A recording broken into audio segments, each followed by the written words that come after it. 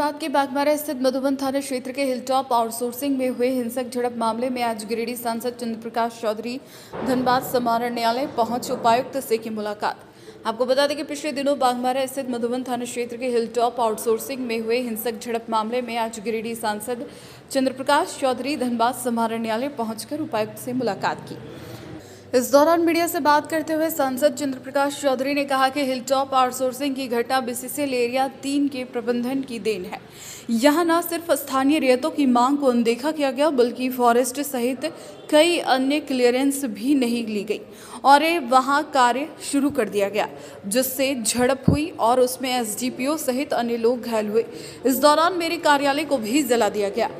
उन्होंने कहा कि घटना से 2 दिन पूर्व ही हमारी एरिया जीएम के साथ स्थानीय रियायतों की समस्या को लेकर वार्ता हुई थी, जिसमें साफ कहा गया था कि स्थानीय रियायतों की मांग पूरी होने के बाद ही वहां काम चालू किया जाएगा, लेकिन 2 दिन बाद ही काम चालू कर दिया गया।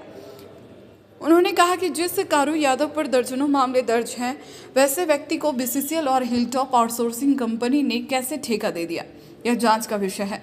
उन्होंने आरोप लगाते हुए कहा कि बीसीसीएल और प्रबंधन के सहयोग से ही कारू यादव क्षेत्र का दबंग बना। पुलिस ने उसके इलाके में छापेमारी कर भारी मात्रा में अवैध कोयले का भंडार और हथियार बरामद किया गया।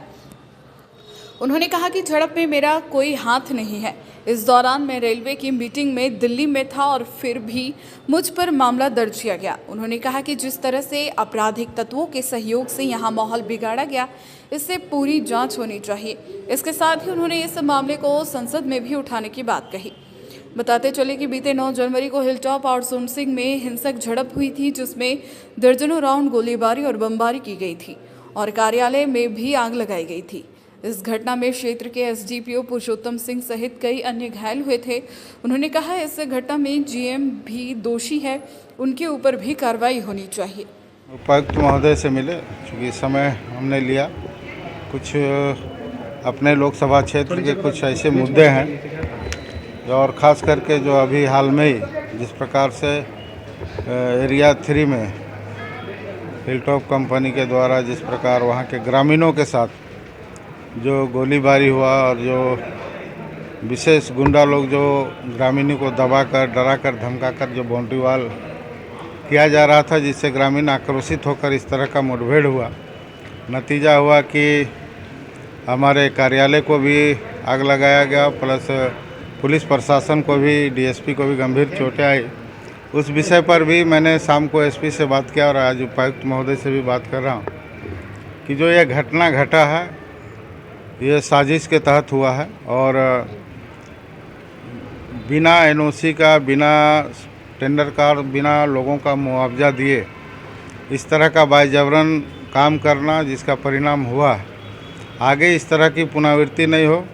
और मैंने 7 तारीख को ही जीएम से वार्ता किया था कि आप ग्रामीणों को विश्वास में लेकर उनके पूरा हक अधिकार का ख्याल करके जो प्रक्रिया है वो पूरा करके ही काम शुरुआत करें। उसके बावजूद भी दूसरे दिन काम शुरू किया गया। जीएम तो पूरा दोषी है, चूँकि उनका क्षेत्र है और उस प्रोजेक्ट का जीएम है, तो पूरी जवाबदेही जीएम पर है। और हिलटॉप पर तो हम लोग कार्रवाई करेंगे ही। अभी लोकसभा में भी मैंने प्रश्न अपने ओर से वहाँ पर रखूँगा कि हिलटॉप के द्वारा इस तरह से असामाजिक तत्वों का जो इस्तेमाल किया है और ग्रामीणों को बिना विश्वास में लिए जिस प्रकार से काम हुआ, हमको नहीं लगा तो अंग्रेज से भी बुरा कानून अभी दिख रहा। लेकिन हमारे रहते लोगों को, विस्थापितों को उसका पूरा हक का ख्याल रखा जाएगा और इस तरह की घटना ना हो, ये प्रशासन को भी मैंने अपनी ओर से बात रखा है कि यह इस तरह का घटना दोबारा ना हो।